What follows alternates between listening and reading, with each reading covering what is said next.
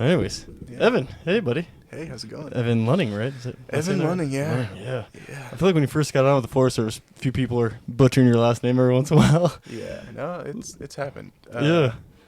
It's a uncommon last name. It is, yeah. I don't know any other Lunnings. You know, like I ran into even a few other Barretts myself, you know, Mhm. but like, you know, and Smiths, of course, and you know, some of the other more common names. But Mhm. yeah, I haven't ran another one of those. Yeah. And you're from Moscow, born and raised? Moscow, Idaho, born and raised. Yep. And you went to school there too, right? The Vandals? Yeah. After high school, I stuck around and went to the U of I. Yeah. Nice. Man. U of I, yeah. Uh-huh. Were they in the Big Sky Conference at that point? Or was that... I don't know. I think depending on the sport, they kind of were just in and out. Oh, isn't that weird too about college? Yeah, but I don't know. It makes sense. They were in the WAC when I grew up, and then I think basketball, they're definitely in the Big Sky, I think.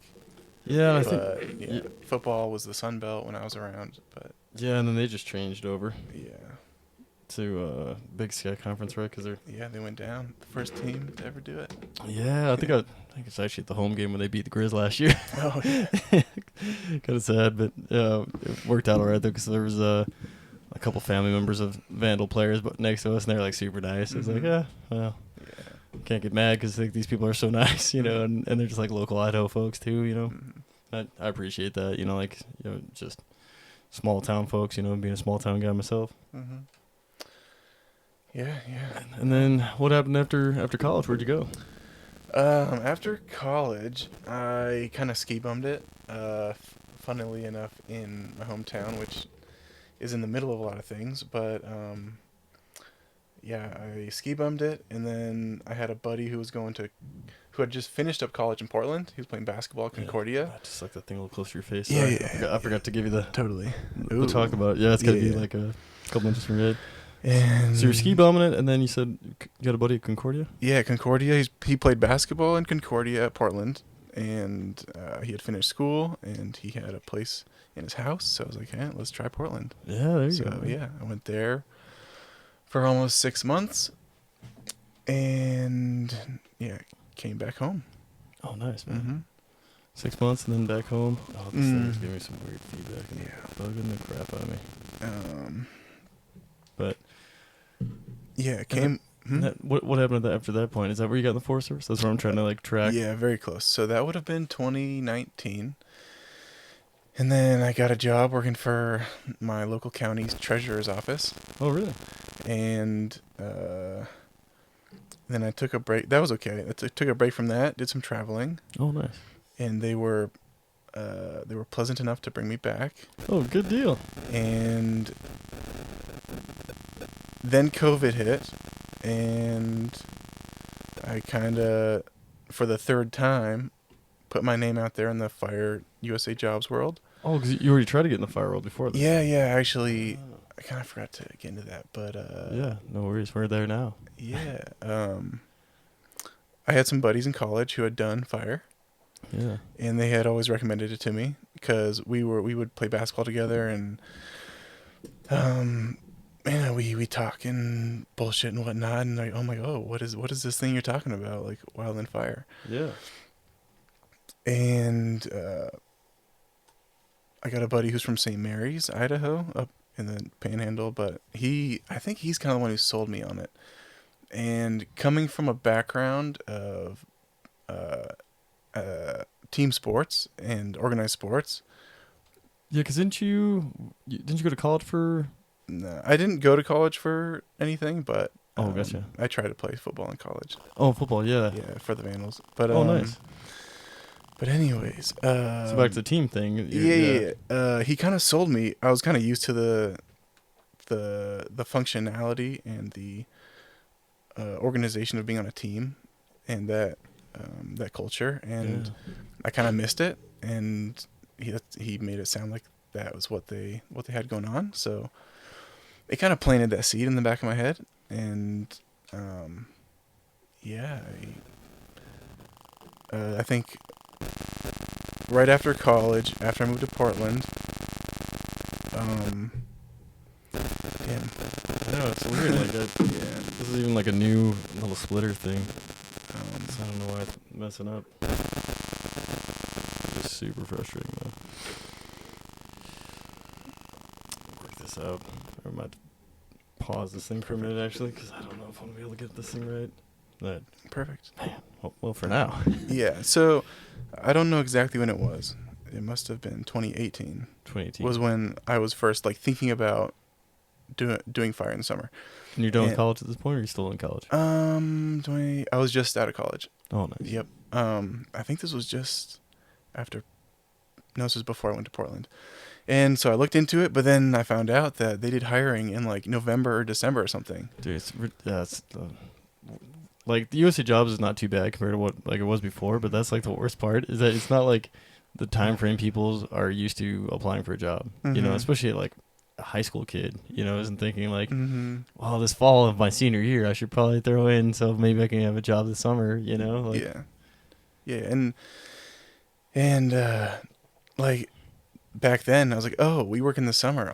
I should be good. It was probably like February or something, but no, Yeah. it turns out they USA Jobs did their thing, and at that time I think it was November or December or something. Pretty early on. oh, when it closed, the job closed? Yeah. Yeah, I think you're right. So that ship had sailed. And then the next year I was in a relationship which was going pretty well, so I was like, yeah, you know what? I'll ride this out and I'll forego it for now. Yeah, totally. Then the next year was COVID, and I was at home working for the county, and Yeah.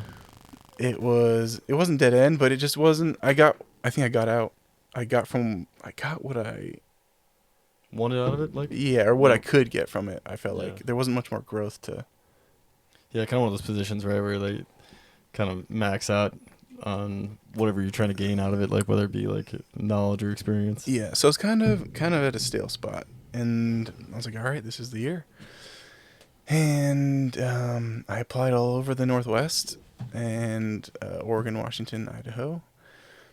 And it was weird. I had a couple interviews, and I felt pretty overly qualified for like a GS3 entry level now, especially knowing what I know about GS3s now. I was about to say, especially not well, and we're just not getting the folks applying to the Forest Service at any level anymore. It seems like, you know, or any Yeah. field. Really, is what I meant to say. Yeah, so I was getting interviews, which I didn't really expect, but I was like, all right, we'll see how this goes, and wasn't getting calls back.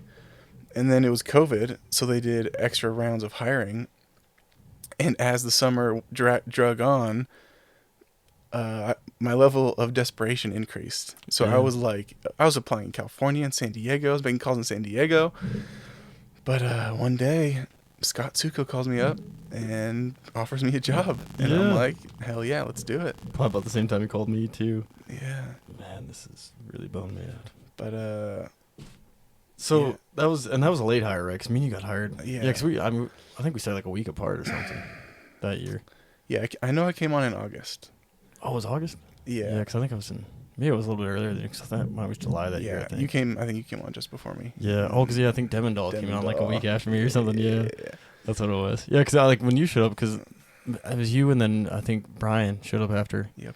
It's like so there was like this slow roll of folks like all summer. It felt like, you know, which is kind of cool though. I like Mhm. that, but yeah, it's just it's such a tough system, and I understand why they got to do the hiring in the fall because of just like how long it takes to get through like Albuquerque. You know, like I'm like getting into a different position now, and you know, just got the email from the HR person, and I always feel for them, man. People always get so fresh with HR, but like they're swamped, you know, like, and so it takes a while, you know, like I'm already in the system. It's still like, I think I'm a little over a month out before I can get in the new position, you know, because just the amount of stuff, like whatever, you know, portals it has to go through and hoops it has to go through to get to where I can actually be official, you know? So, but it's hard to, you know, like, especially me, like looking back as a high school kid, you know, AVU I think was a little quicker maybe. I don't really remember. I think I could still like drop off like a paper interview. I mean, that's how old I am. Our paper resume. I don't remember exactly how it happened my first year, but yeah, it didn't seem like you had to set yourself up, you know, during your senior year like you do now. And I don't know how you fix that really, you know, like just, I guess, a quicker system maybe and help out everybody at all the levels, you know? Yeah. Wow, No. that's terrible. My knowledge of HR is very minimal. Yeah, totally, man. I'm with you. So then you came out in August, and that was your first year ever in the Forest Service and right into fire? First season. Good old solid 3 months. Yeah, that was a short one, huh? Yeah. I mean, but kind of long. But no, though. it felt long. Don't get me wrong. Yeah. Yeah.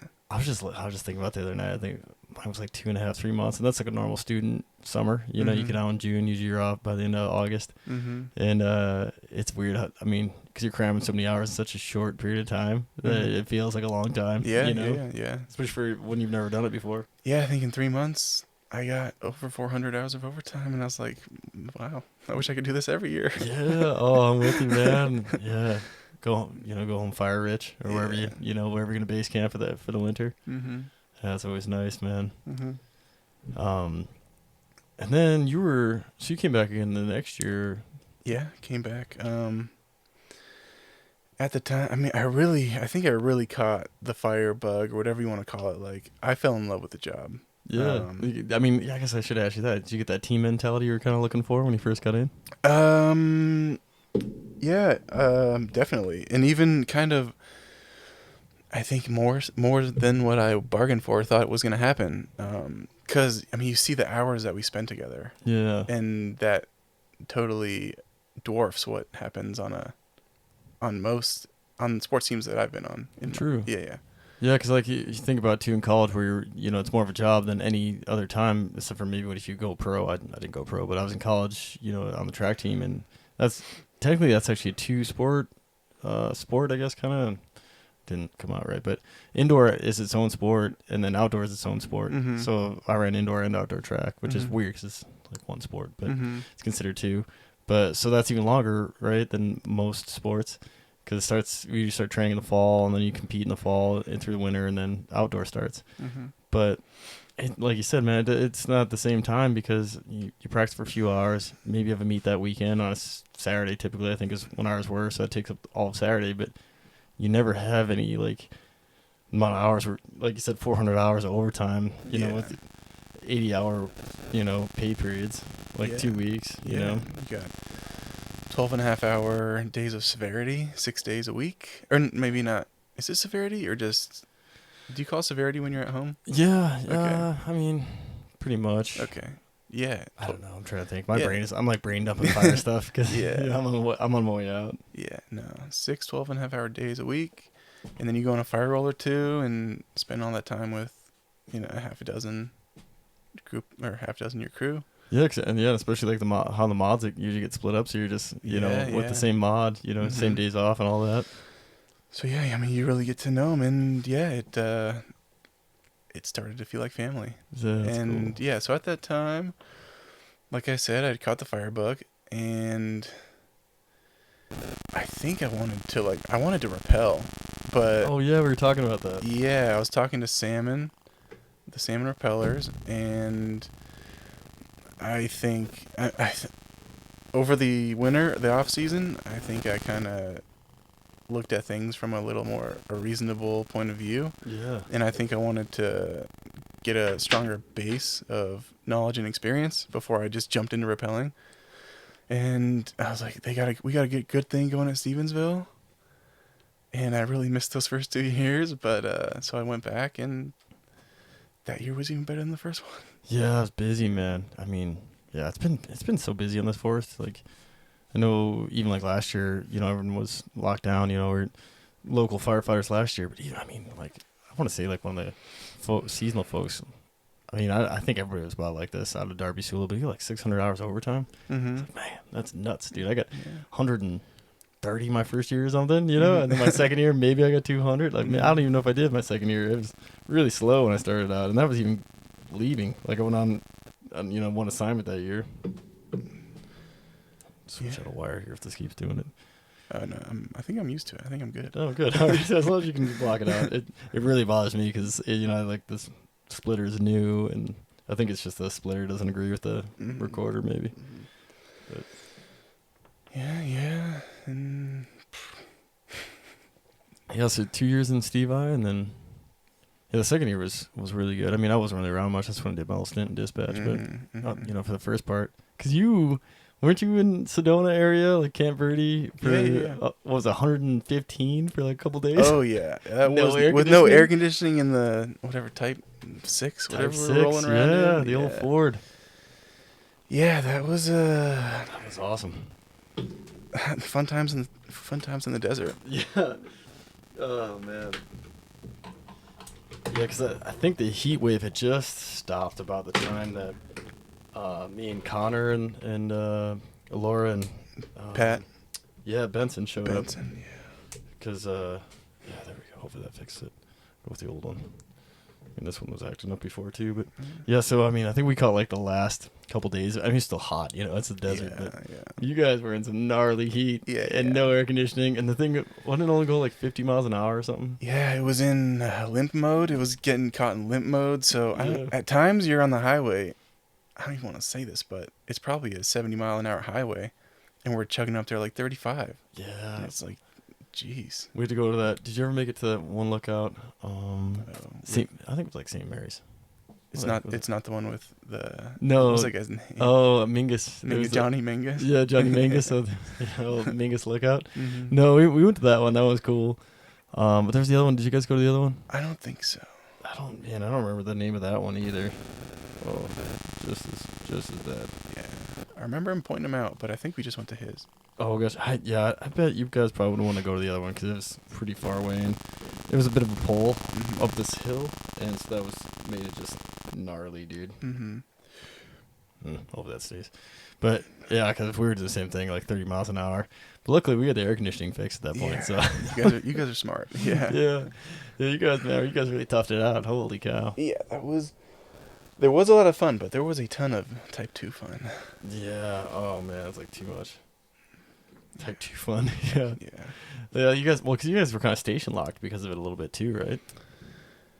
Yeah, because of the heat? Yeah, because the heat and like because of the slow engine. Yeah, actually we were. Yeah, we just were chilling at the station quite a bit. That's what Julian was kind of telling me, just to kind of combat everything, because you stay in the air conditioning, and yeah. plus it's not a bad move because everything hits the FMO, and then could hear about it early. Yeah, exactly. Yeah. Usually I mean, they were running run cards a little bit too, weren't they? I don't. It's all these assignments like blending together. Yeah. So I think that was kind of going on, but either way, I mean, you got to jump on it, I guess, and then you could probably get some better direction because FMO was Brian, wasn't it? I forget. I remember him. He was a character. He was awesome. I don't know his name. Yeah, man, I really liked him a lot. He was super cool. I mean, he was in like his last year, Rock Hound. Every time we go out and do some patrolling, we come back with some cool. Well, what I thought was a cool rock, and then he'd usually be like, leverite was the term. Like just not worth bringing back with you. So I did find one cool, like inside of it, like a geode or something, and I brought it back, and that was kind of cool, but. About all I really found in that country. Yeah, good times in Arizona. Yeah, that was a really cool assignment, and that might be maybe one of my last. So that was kind of. Oh, no cool. way. Yeah, I'm kind of getting out of fire. So. Yeah, what does your future hold? Gotta pause this thing because it is bugging me. I'm gonna fix this whole. Yeah, totally. Alrighty, back on that shit. Hopefully, fix our problems. So we left off at. Maybe something in Arizona. Your last fire roll, and then I asked you. Oh yeah, that was it. Last fire roll. I asked you what you might have going on in your future. I don't know, man. I'm looking at just getting out of fire because I'm like with my Crohn's. Like I had a really rough season this last year. I was in the hospital quite a few times because of my Crohn's. So yeah, looking at maybe like a partnership coordinator position. Okay. So I don't really know what that is, so that's why I'm not saying too much about it. Okay, gotcha. Yeah, from what I understand of it right now, before I get some training going, is that I'll be working with a lot of the private partners of the bidder, like Backcountry Horsemen, Pheasants Forever. I think I have a contingency down here, like a unit down here.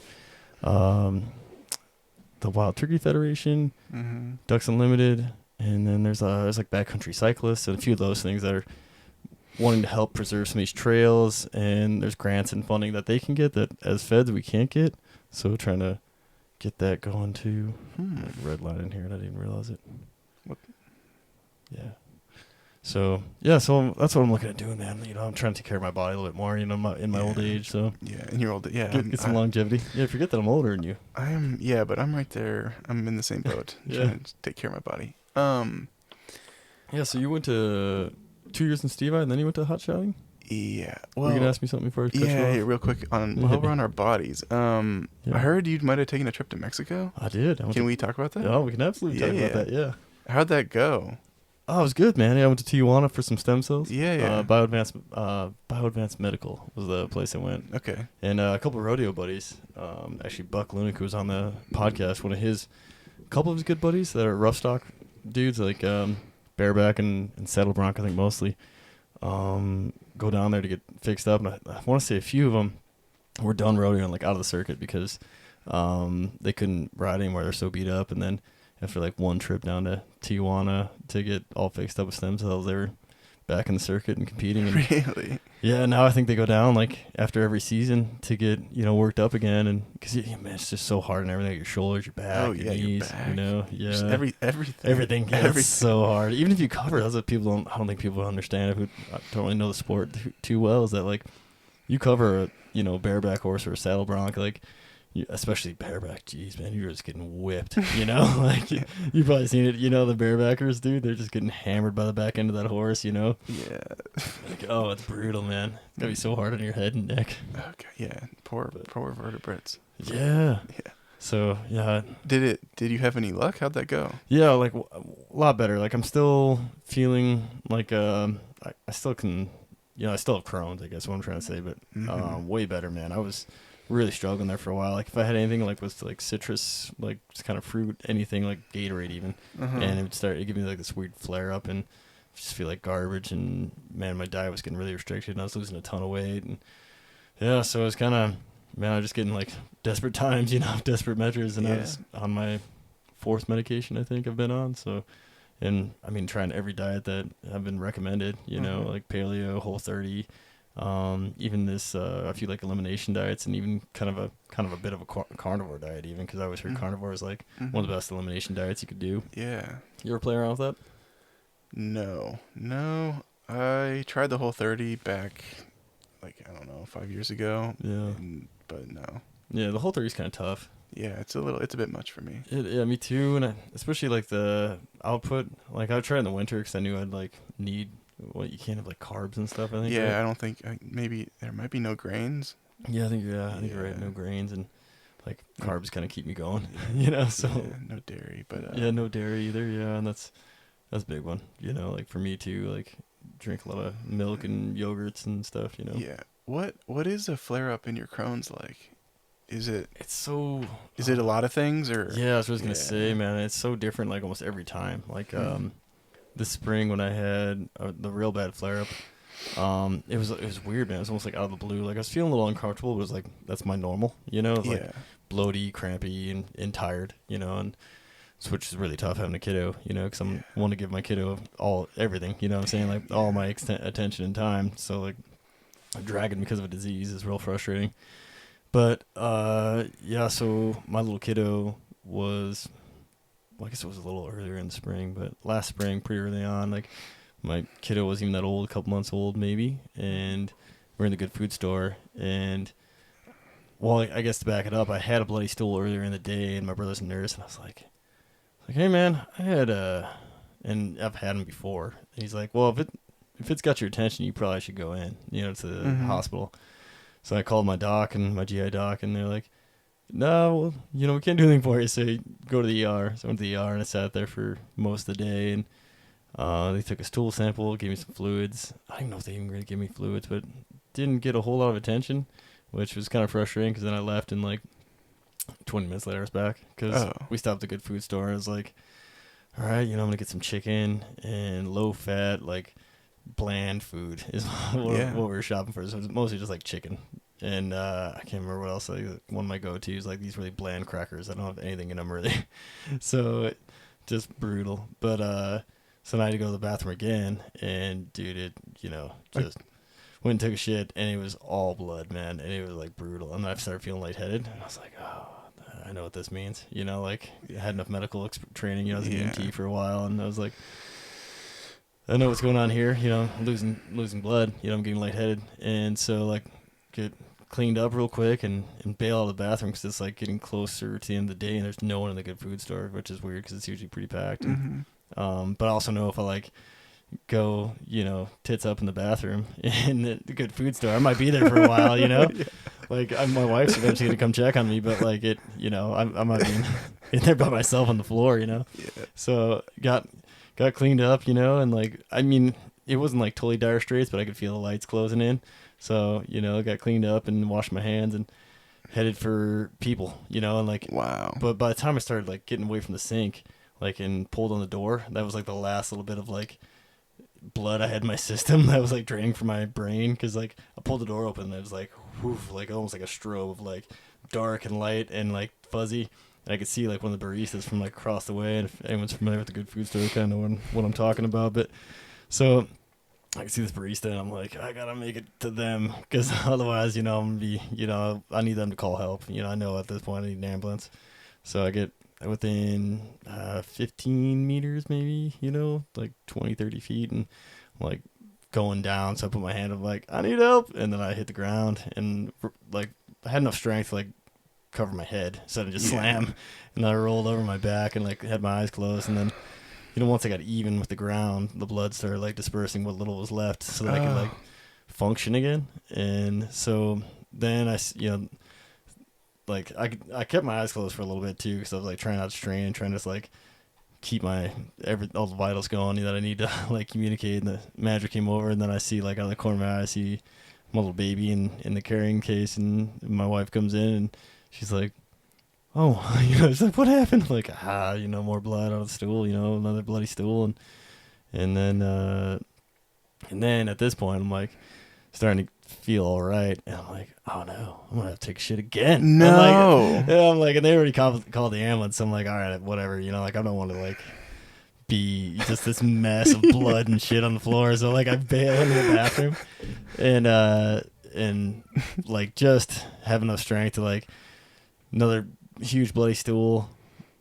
wipe myself, wash, and then like I hit the ground. I don't even think I was able to even like get my pants buckled at that point. I think I was just like down, belt undone, just like on my back, and I was like, that's the last I had, So, and then right about then, that's when the fire department comes in, and but I couldn't even see at that point, so I couldn't tell if like I knew anybody, because I was like, oh man, I wonder if I know some of these folks, Yeah. But which, I actually prefer, if I knew them, and then get in the ambulance, and a super slow ambulance ride to the hospital, and my wife was not very happy at that point either, because no light sirens or nothing, which was kind of odd as well. And then I get to the hospital, and that's when, they were talking about doing a blood transfusion, because I'd lost so much at that point, but I was like borderline, and I didn't know this, but I guess like a blood transfusion, there can be some bad stuff passed from donor blood to you. Like, I mean, it's pretty safe, but the guy was saying there's some bad stuff sometimes goes on. Like you can get like an infection or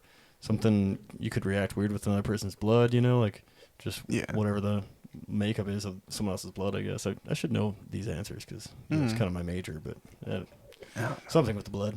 Some things. Wow. Some kind of cellular reaction, I imagine. But yeah, so I just spent a week in the hospital at that point, kind of like not even an emergency, but like a rushed colonoscopy the next day to go in and see what's going on. And back in 2008, when I was running track in MCB in Billings, I kind of something similar, but I drove myself to the hospital that time, I think. But that's when I had my first surgery. So they had cut some of my bowel out and sew it back together. So like right where they cut a chunk out between my small intestine and large intestine, I had built some monster ulcers there, and so they were thinking that I got into a vesicle and was just pumping blood out of me through the colon, and I was like, I was already like, kind of had a toe out of fire at that point, I was like, man, this is beating me up, and having a fresh kid, you're like, man, I want to be around for all these things, I don't want to be gone for all the firsts. So I was like, already like trying to get into something else. I'd done a little stint to the Job Corps as a natural resource instructor, and which was good, but even that was like a little more demanding than I'd like. Like you got to give those kids a lot of energy at the Job Corps, those young adults, I guess. And I was like, man, my energy, that's one thing I don't have a lot of right now. So I didn't do that, and so now I'm in the route of the partnership coordinator. Oh, and then I guess I had another stint in the hospital around Thanksgiving too. And I was on a new medication. It just kind of quit working. So yeah, that was a bad deal. What is the MCB? Oh, MSUB. Oh, MSUB. Yeah, oh, yeah. I kind of spit it out fast. Yeah. Yeah, Montana State University Gotcha. Billings. Billings. No, I'm glad you said it because I've been bad with acronyms on here. And, No, one of my, once in a while, a friend will be like, "What does that mean?" Oh, my bad. You know. What do you know about your Crohn's? Like, what do you know? Man, I mean, only what the research really has, but the one thing, this one doctor actually, he was on Rogan and he talked about this. So, I mean, I don't know how accurate it is, but it seemed from what he was saying that the new science has like narrowed down the site of Crohn's, like the inflammation and where the origin kind of seems to be in the gut. He said it's like near where they're also thinking that where autism kind of branches from. What? So they're thinking that they're thinking like autism might be some inflammation, almost like an autoimmune thing, just like Crohn's, because they're supposed to be like in the same area of the gut. So that had me kind of like, wow, that's kind of weird, And then had another naturopath tell me that what they believe is part of it is that I have like a set genetic switch that was switched off for most of my life, and then just like through lack of sleep, stress, crappy diet, whatever it might be, like finally enough of that pressure like flip the switch, and then cause the Crohn's to go bananas. And then if you can, that's why they like say like with diet, you can usually manage it, diet and rest. Yeah. Those are two things that like you don't get in the fire world, because I went to structure fire for a minute, and then thinking that I'd be like, oh man, because at the time it felt like it was just diet related. I was like, man, if I can get a super clean diet going, like the whole 30 for the rest of my life, whatever it might be, I don't mind doing it if it makes me feel good. Even if it tastes like bland, I don't mind it. But found out it was actually sleep is one of the worst things, and then I talked to my primary doc in Whitehall, and he's like, his name's Dr. Reif, just awesome guy, man. I mean, it's like having a second dad, like being a small town doc, and great guy, man, and stays up on his research and stuff. And like, but he gives you like the harsh dad, like talk. Like when I walked in there, he's like, what are you doing? Like, what were you thinking, man? I was like, I don't know. He's like, shift work's hard on healthy people. And you're going to go do shift work? And I was like, when you put it like that, I mean, I guess I wasn't thinking, but it was just awesome, because he's like, he really means it. He cares, and that's like, I don't think you find that in too many places, Yeah. Still one of my favorite people, Yeah. Yeah, awesome guy, old Dr. Reif. Dang, yeah, it's too bad. Yeah. So, yeah, that was kind of, but it's good though, because, I think I kind of ran my course with fire. I've done all I wanted to do really, and then get to try something new. It's kind of like what you said with the courthouse position, like, I'm kind of career ADD in that sense too. Like once I feel like I've got all I've wanted to get out of it, and feel like I'm not getting as much challenge out of it, and I'm like, it's time for something new, especially like something that's going to challenge my brain, a little bit more. Yeah. Which I'm looking forward to. Yeah, no, that brain of yours. Yeah. I know it's hitting the head too much. Yeah, I don't know. But you only get one of them, so you got to take care of it. That is true. Yeah, you get one of a lot of things. Yeah. Yeah, old brain, heart, some important things. Really want to take care of lungs. I mean, you get a set of those, but I mean, take a beating when you're on fire. All three of those suckers. Especially more of the research that comes out about smoke and smoke inhalation. Do you know much about stem cells?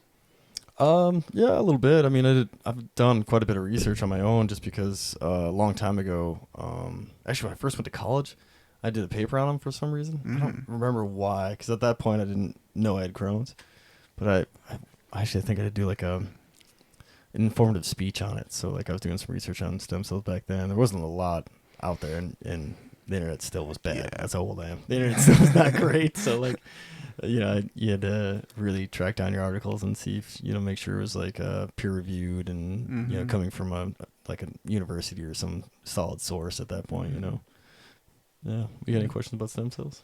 Oh, no. Just curious. I had a friend who is kind of knows a little bit about them, and I was just talking to her, and yeah, she kind of learned me up just a little bit, but it sounds like you can kind of put them anywhere and they'll just go to work. Yeah, it's pretty wild, man, because they're like inflammation seeking. So like you said, that's why a lot of times like IV steroids, IV stem cells, it'll just go to the problem area. So a lot of times, like if you have any other inflammation, like some places, once you get on like a pretty strict diet for like a month to try to get all the other inflammation out of your body, so then like if you have some joint issues or gut like mine, Yeah, you know, so like, it doesn't do that. yeah, so it'll go like right to where you need it instead of like battling other inflammation that could be in your Yeah. body, you know. And then yeah, from all the research I've done, you know, they go and replace the cell that's been messed up, you know, that's been acting up and causing problems. So that's why the theory is that it'll reboot your immune system, because it's like whatever cells are driving your immune system that have been acting up, they'll go and repair all the damage and then fix the faulty cell and replace it with the new stem cell. And the stem cell like somehow can like match it and like but replace it like with the fix whatever you know patch it needs. You know, I don't know if that's like like computer terms, like a patch. You know. Mm-hmm.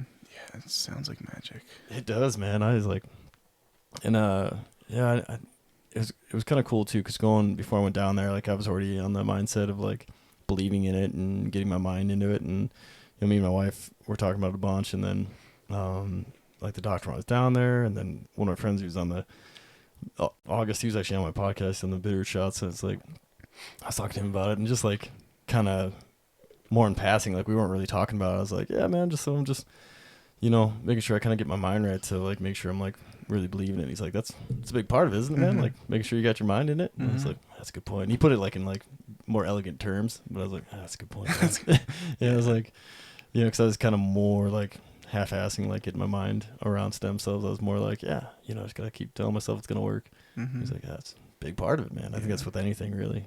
Positive thinking. Yeah, totally, man. And then you go down there, it's crazy the amount of people that were like people who've been battling Lyme's disease, and then people who were battling MS were in remission or pretty much clinically cured. I mean, no signs of.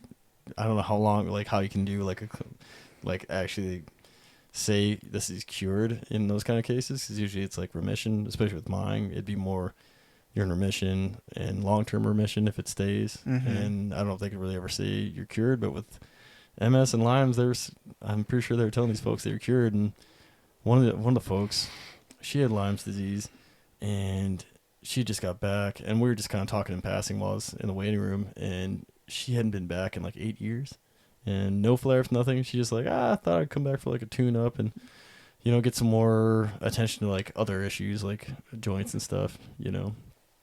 So I thought it was kind of cool. So I was like, man, believer right there.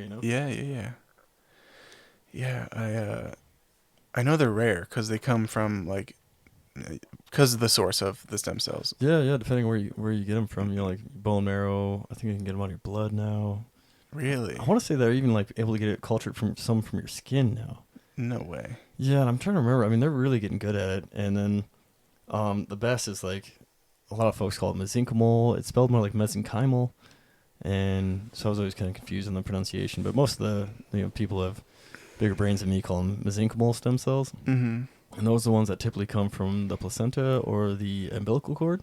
And I want to say, I think I'm telling this right, this clinic, what they do, which sounds pretty cool, is they like recruit folks, and they're like, we're planning on having children, and then get them on like a plan and stuff, I think. And I'm going to mess this up, so I probably really shouldn't be talking about it, but they pay for their pregnancy, and in return getting the umbilical cord and the placenta. But I think they also give the folks like the mother and baby full access to the stem cells, so if they ever need them for the rest of her mother and baby's life. So I'm like, man, that's a heck of a deal. You get your whole birth paid for, like birthday and everything, and then you get access to those stem cells too for you and your baby. I'm like, pretty cool deal there. Especially because like in the States, as far as I know, that stuff just gets thrown out. Really? Yeah.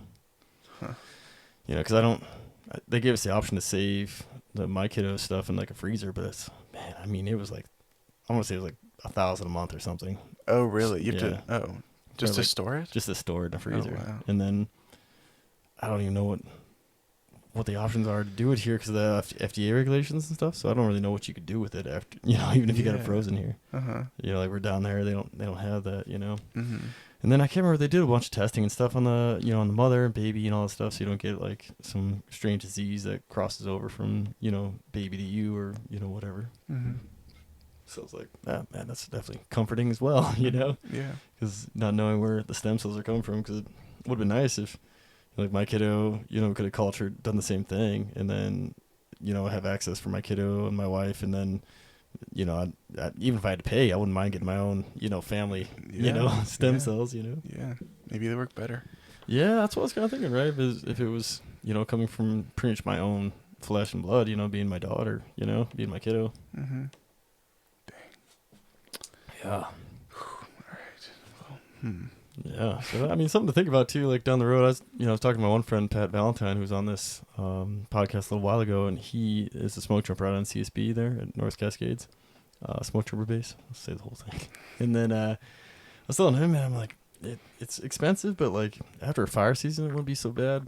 And probably be a good idea to, like, book yourself a trip to something. I mean, you don't have to go to buy advanced medical, but, like, some kind of clinic like that just to get a good cleanup. Because they do chelation and similar antioxidant, IV, and then a bunch of detox stuff. Like I did this like detox sauna and this like detox foot bath and stuff. And I wish I could kind of remember more. It's it's just like taking a bunch of information out of a fire hose, and basically I just like put my faith in their hands and going through the motions. So I didn't really want to like think about it too much while I was down there, if that makes any sense. And but something like that, especially if the smoke inhalation is as bad as what they're saying it might be, for wildland fire, well, any fire folks, so it might be worth doing, just to help get those metals and stuff, because the chelation is supposed to help remove heavy metals and toxins out of your blood, and plaque too, I think. So like if you have plaque build up in your arteries for old guys like me. Chelation. Yeah, chelation. Yeah. Chelation.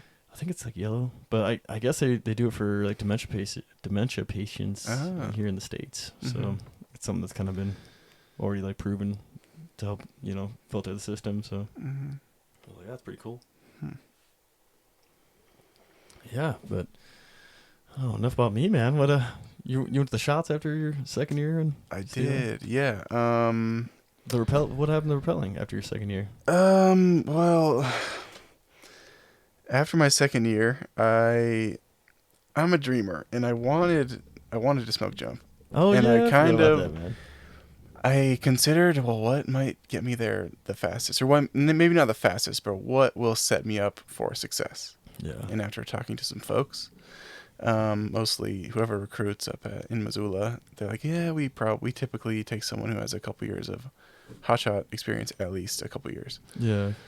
So I was like, all right. After telling myself that I would never be a hotshot, I don't even know why. Like, looking back, it's kind of ridiculous how I just set that on myself. But I thought it'd be so miserable. But but it's a challenge also, right? Yeah. And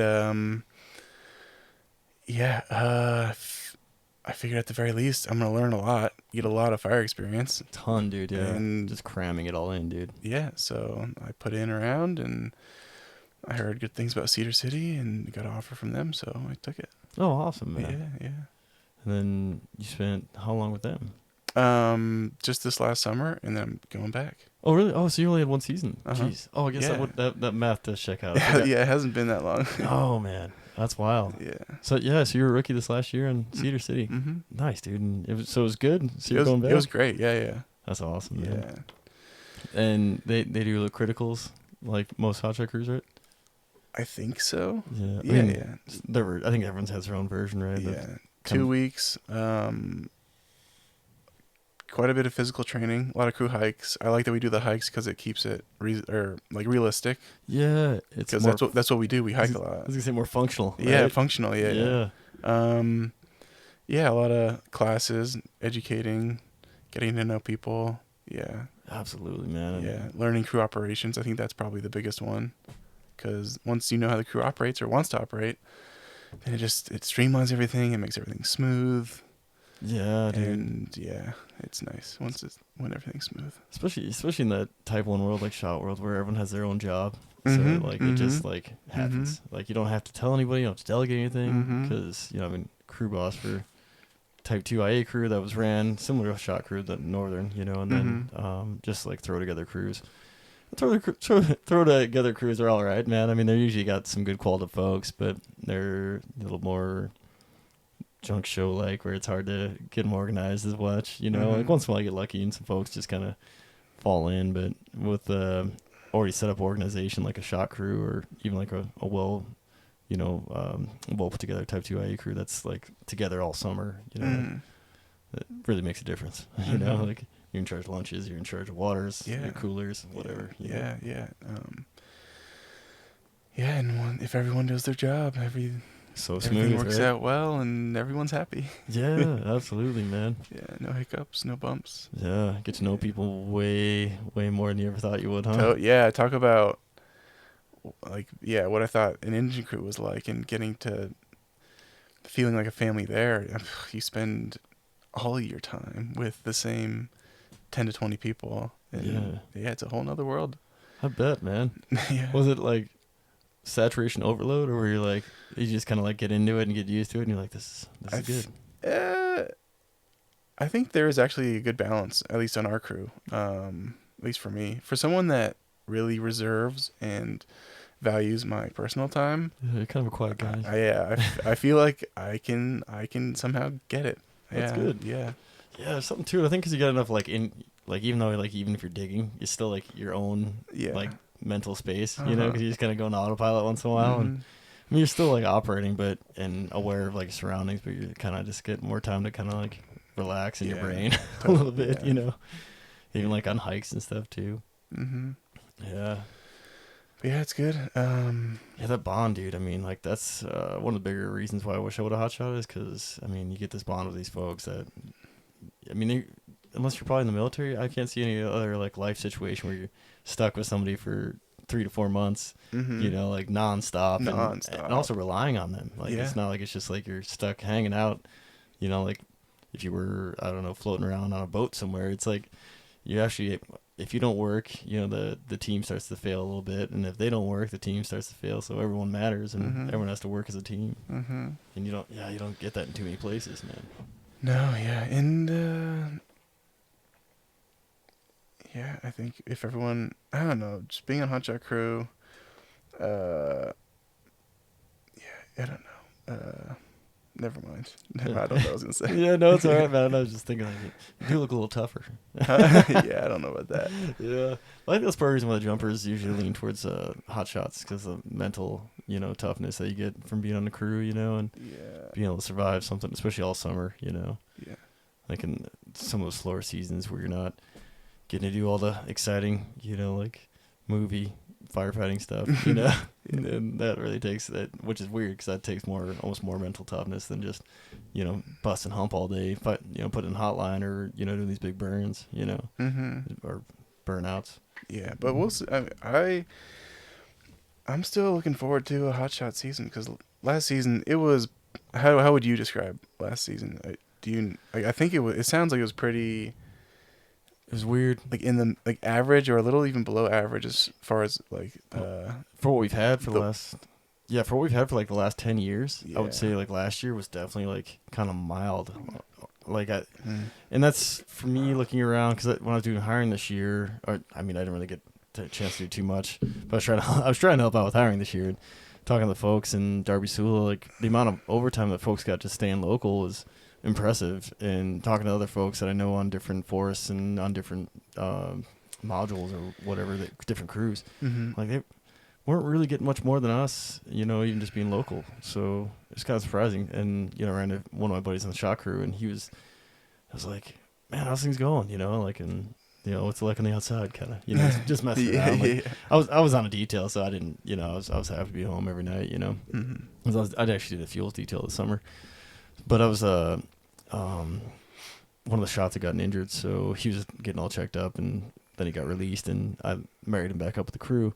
And talking to the fellow acting soup at the time, and the I guess he was probably acting the assistant too, two of my buddies, and good dudes, and they're like, it's just been a strange year, like they're busy, but it's like when they got on fires, they're like not what they had been, and pretty kind of dead, and getting like idle hands, and like, man, we got a good crew, but I don't know, we might have some turnover this next year, just because it's not really like what people look for in a shot crew typically. And it wasn't their fault. It wasn't anyone's fault. It was just a weird year. That's how it goes. Yeah, you get those strange years, which is weird, because like you said, there seemed like there was a lot of fire out there, but it wasn't as volatile or something. It was different. Yeah, it was weird. They kept us busy, but the workload just wasn't there. Yeah, Yeah, man. And which like, I'm not gonna complain, but yeah. I'm looking forward. I think I will say that I'm looking forward to a good ass kicking fire season. Yeah, I think that's how you kind of earn your stripes a little bit, you know. And Yeah, I'm kind of torn on that one because, like,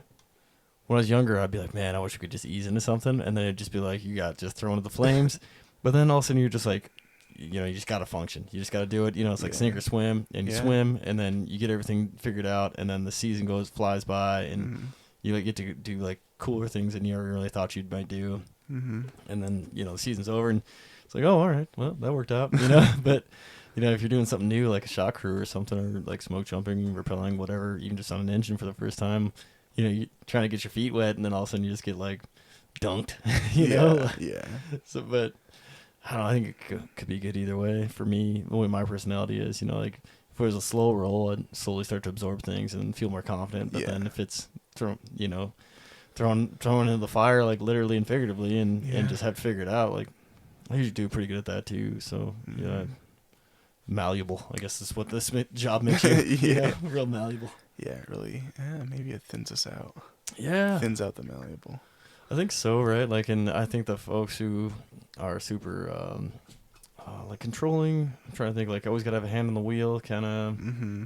What's that like kind of personality? Like trying to think of that personality trait where it's like, I don't know what it's called, but controlling. Yeah. In control. Yeah, don't like not being in control or even knowing what's going on. You know, like I think that really kind of separates some folks out, especially, you know, I was talking to one of my trainers about that, and one of my friends who was working at the same time, he had a fellow in his class who was like numbers on the boards, and just like from the first day's performance was like, man, one of the top rookies, you know, maybe to ever, you know, get in rookie training. Mm-hmm. But he couldn't handle not knowing what was next, I guess, and it just drove him bananas, and he ended up just like, I think he just like self-washed because he's like, I just Damn.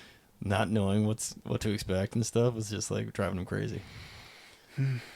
Which is wow, because you get to that point in life, and you know, in the fire world, and that's kind of all fire is. You know, you show up to a fire, and Yeah, you'd never know. never know where you're gonna get put and what's gonna happen, and No. and you're getting, especially like, you know, as probably a shot crew, you're probably getting moved all the time. You know, Yeah. I feel like on a Type 2 crew, sometimes you're just like, well, there's the heel. You just start mopping up, and you're like, get after it. yeah, here I am for 14 Yeah. days.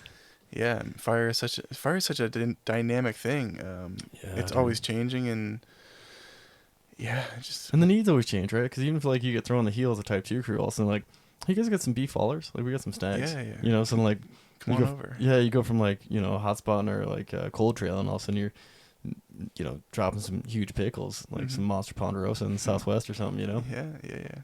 Which is super cool. And then you might be seeding a dozer line. So you never know what to expect, honestly, man. Yeah. And even that was kind of nice. I was down in, I think it was Hondo, New Mexico, and by the end of the roll, I think we'd spent like the last 2 days just rehabbing dozer line with mostly just seeds and just hiking, you know? And it was like, oh, man, give us something to do. And kind of nice wind down because we'd been busting hump that whole at the end of 2 the weeks. roll. Yeah. So it was a nice little wind down. People just joking and listening to music and, you know, enjoying the time together. Mm-hmm. Yeah. So why don't you, I mean, when you first got here, you kind of took in the mountain range, and I mean, it seems like you missed it. Why don't you come back this way? I don't really know why. I just figure I have a good thing going down there. So, Evan, I really like your free spirit, man. I just gotta go with the flow. Yeah, it's like, I like it here, but I like, what's going on here? Yeah. And honestly, a part of me, I kind of hate to admit it, but I was looking for like better crews, or what I thought would have been better crews or better fit. Although it's still a great fit for me. And but every crew's a little different, got their different flavor, little different way of operating. Yeah, and so I found myself this last off season, like December, November, calling up other crews, seeing what their crew's like, and then it kind of hit me where I think I'd rather just stay down there, and I think there's a small chance, if any chance, that there's a better place for me than Cedar. So I was like, why am I looking for better? And then I think it'd be more intrinsically rewarding if I stay down there and try to improve things there. Yeah. And it's kind of like, bring good positive attitude and you know, good work ethic, and kind of like, I don't know, build the culture that we have going on down there. Like why would I leave? Yeah, when you can see it even here, like in Steve, like the culture changes almost every year, Yeah. like from the first year when we were doing the COVID stuff to the second year, those were good years, but they're a little different, and that second year though, man, like it was, I think we had a pretty special crew, just like a bunch of I agree. folks that were just getting after it and just kind of like-minded folks, a bunch of, I don't want to call them individuals, but a lot of just people from different backgrounds. Yeah, it was a really nice like melting pot, like, yeah. I miss it. Yeah, that was so cool, man. Like, man, yeah, the wild. Was that the first year or second year when? Oh, it was the first year. I was thinking of like that. Man, that came like the Demon song they kept playing. Rasputin. Yeah, Rasputin. Yeah, yeah, like just like that alone, man. Yeah. I remember like playing that for my brother. He's like shaking his head. I was like, no, man, it's weird fire stuff, And I was playing hockey, and then whoever was doing like scorekeeping, I think was also like running their music, and that Rasputin song came on like that winter. I was like, song's just gonna follow me for the rest of my life. Yeah. Yeah, no, it's very kind of ragtaggy, and especially given the COVID year, like the late hires, like who's putting in for those hires? Just thinking about it. Just anyone who's looking for something to do, like Demendal, who wanted to take the summer off, and he's like, well, COVID's not helping him out, so he came on down, and even me, man, like me and Demendal were kind of, all of us were really like who were looking to maybe do something else. Like I was ready to be done with fire, and I was trying to get a position at a PT clinic, and as a PT aide, and then those were getting shut down. I think most of the PT clinics were about closed by the time I put in for the late COVID hire, and luckily came through. I was like, oh, thank God, like, need to make some money here, and that was good, man, because like I think that summer, and I don't know, I probably, hopefully I'm not looping too bad on these episodes, but it was good for me, man, because like I was already doing, I think I was more than halfway through on my observation hours. I can't remember how many you have to get in, like 60, 80 or something. I can't remember. Whatever the number is. Like, it's quite a bit, right? And then typically, I think what you want to do is do like if you can do a stint in like pediatrics, outpatient, and then a more like long-term health facility, I think. And there's probably another term for it, but basically like an old folks home or assisted living, typically you kind of do. So I'd done 2 of the 3 there, and so I had enough time in to kind of see where I was, like what the future may hold. And I was okay with it. I was like, this isn't too bad. I was kind of hoping for more like sports med kind of lifestyle. Yeah. And which is super hard because that's pretty much all PTs are trying for, And so that kind of got, shut down for me, at least put on pause for me. And then I up in the woods again. And I was like, I kind of would rather be outside, like I really admire like the work that PTs, OTs, speech therapists, all the that kind of field does, but you're just stuck inside for a good portion of the day, and that I'm not an inside creature, like I was trying to be, because I was like, man, it'd be kind of nice to have some air conditioning, and, like just show up in a t-shirt and be able to wear that all day instead of going out in the woods and fully clothed. Fully clothed, and then I got a rain jacket, I got a puffy, I got a beanie, I got all these things in my bag for just in case, and I got like 2 days worth of food, rations in my pack just in case, like not like meals, but I got a couple freeze dried so that I can last for a shift or two, if I had to. So it's like it'd be kind of nice not having to do that kind of planning anymore and just show up to work and maybe take a lunch break and go do something else, get some coffee. So I was kind of looking forward to that, more of a I don't know, more of a structured lifestyle, I guess, a little bit, but I kind of miss the unstructured though, and especially being outside. So kind of worked out in my favor. Silver lining to everything, I think, is what I'm trying to say. Yeah, even like you go on the shot crew, and then maybe you get to make something of that crew. Yeah, we'll see. I have no idea how long I'll be there or what, but I just think that's just the way I figured I want to do it. Yeah. Sounds like it would be pretty gratifying or rewarding. I think so too, man. And I think if you're always chasing for the perfect crew or perfect job, I don't know if you ever really find it, I think at some point you just got to take ownership over it and make it happen, right? Yeah. Maybe I'm wrong, but I think that's the case, Because it seems like everywhere I go, coming in with a positive attitude and stuff, you find other people with positive attitude, and it's contagious and kind of helps build the crew you want, you know, like the vibe you want. And I think that's what happened to us in our second season. We all came back like pretty happy to see one another again, Totally. you know, and the new people too. Yeah, the new folks came in with good attitudes. Yeah, big crew. I think it kind of trickles down from up top. Oh, I think so too. Yeah, having Seth, Scott, Benji, Warren, and Jake Jones that year. Yeah, Jake Jones. Everybody, like like Julian. Yeah, wearing. Yeah.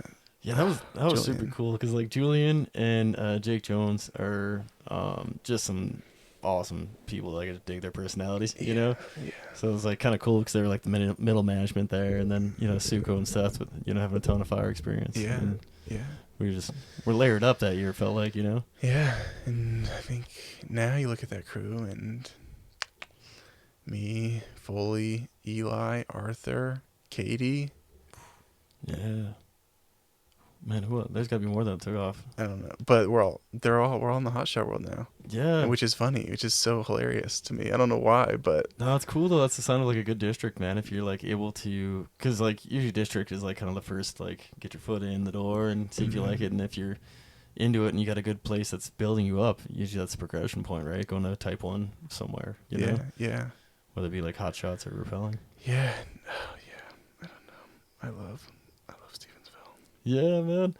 Well, it's cool too, man. Like, you know, like just a small example is the going away party for Katie. You know, like get people playing Coob and you were making pizzas. And, yeah, I tried. Yeah, no, it's super cool, man. Like, I was only able to stop by for a quick sec, you know, but it was still like awesome, man. And the, like amount of love that was in the air, like and I think she left like rather early in the season too.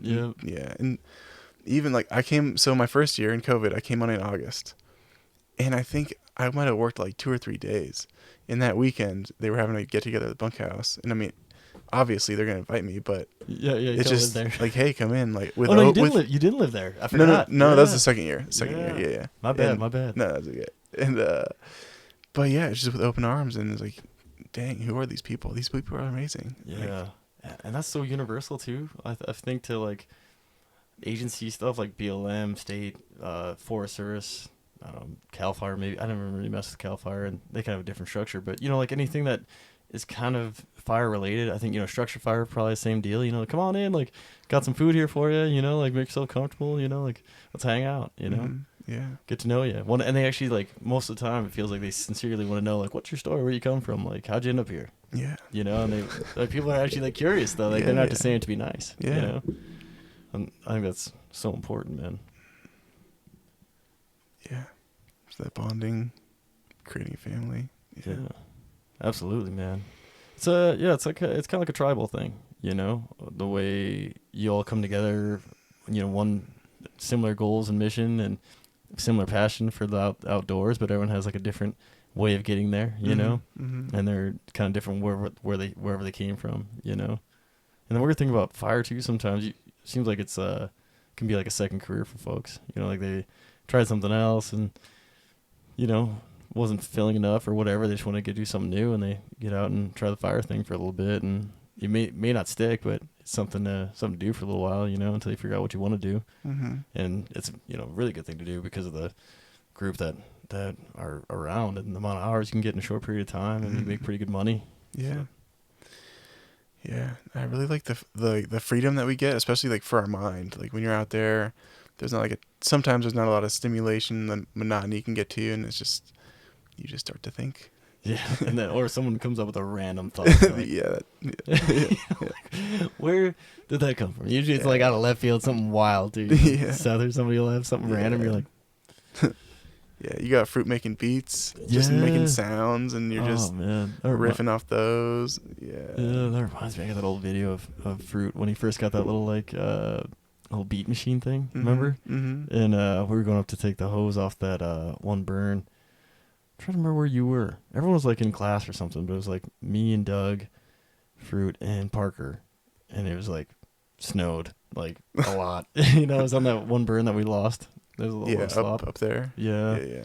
And I mean, it wasn't bad. It was just like a little bit of a slop, and the shots mostly took care of it. And Arthur was He inhaled so much smoke, man. Oh, really? I think he puked a few times. Oh, no. Brutal, man. Oh, no. And I was like, and I was on the entire other side, and I was just ferrying water around and supplies and fuel and stuff because I was pretty much fuel muling for that whole like burn operation, like the both days, and so like I'm like cruising back, like nothing. My side's dead at this point, and like the only thing that has any intention is slop, and pretty much everyone's gone except for the shots and a handful of Steve I folks, and I come around and all the Steve I folks, I'm pretty sure at this point we're just huddled by the engine and just like sitting down looking horrible. And I was like, what happened, man? And they were just putting that hose lane for the shots and just eating smoke. Oh, no. Yeah, it sounded brutal. Oh, Connor was there too. I think Connor might have even still been engaged at that point. That dude was kicking ass. He's man. got no quit. No quit, No man. quit. The guy's a beast. Oh, Connor, he's one of those like unassuming, you know? Yeah. But we'll get after it with the best of them, you know? Oh, man. We were one day, we were coming down from some Project Hill up in the Sapphires. Sapphires, right? Sapphires? Yep, Sapphires, yeah. Up Ambrose there. And it was me, Connor, Demendal, and Seth. And we get a call at the end of the day. It's like 5-ish. We're coming down, and we got to respond to a fire. Or not respond, I don't know. Go to a fire in Superior. A new start. Oh, we'll get you. And we end up pulling like a 24-ish hour shift. But Connor is probably the engine boss trainee. Were you guys in the Type 4? I think so. I think, yeah, 'cause I remember that. I think you guys were all wedged in that Type 4. I don't remember exactly, but I think we were. Yeah, extended cab. And people. that might have been why they called us, because we had the Type 4. I think so, yeah, for you help show in water. And yeah, Connor takes on the trainee, and throughout the whole night, just without fail, like a clock and a robot, he's just patrolling our line the whole night. And we're like, dude, do you want a break? He's like, nope, I got this. Yeah, just cruising, man. Yeah. Yeah, and like I said, without fail, like without even like a second thought, and even like a sign of fatigue, really, even like mentally or physically. Like, the guy can just roll, you know. He's so sound too on both aspects. Like his brain works at a very fast level. He's sharp, you know. Yeah. I really like working with Connor. Yeah, Connor. Oh, he's super dialed. Mm-hmm. Oh. Yeah, dialed. That's a good word for it, man. Yeah, and he always has been. And the way he's because sometimes when people are that like dialed in, they're high strung.